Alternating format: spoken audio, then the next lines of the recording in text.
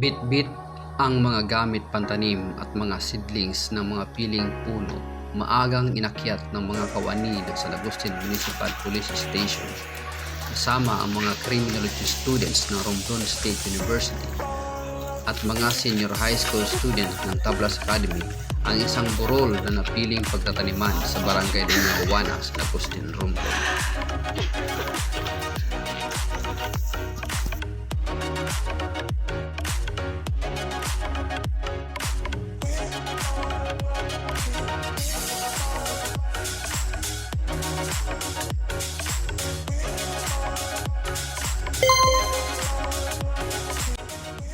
Ang nasabing gampanin na isinagawa ay pagpapatuloy at pakikisa ng himpilang ito sa programa ng Police Regional Office Mimaropa na makapagtanim ng milyong puno sa buong rehiyon bilang isa sa pangunahing mitigating program ng pamahalaan upang labanan ang lumalalang epekto ng climate change sa mundo.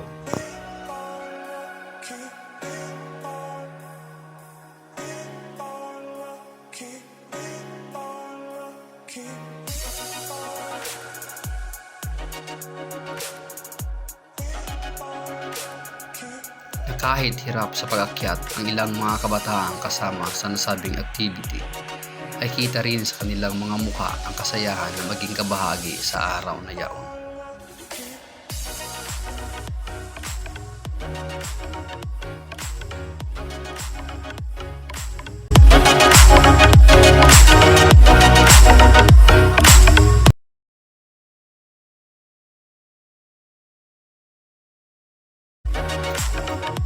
Ang ganitong gawain ng himpilang ito ay pagpapakita ng pakikisa at pagpapatnubay sa ating mga mamamayan na ang pagpapahalaga sa kalikasan ay dapat maging pangunahin sa ating mga pang-araw-araw na gawain.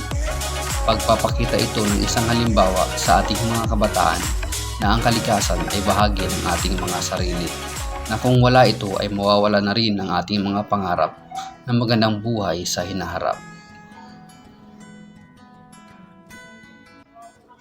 Nagtapos ang nasabing tree planting activity sa pag-inom ng mainit na kape habang ang araw sa silangan ay nasisinagan ang kanilang mga bagong tanim na puno.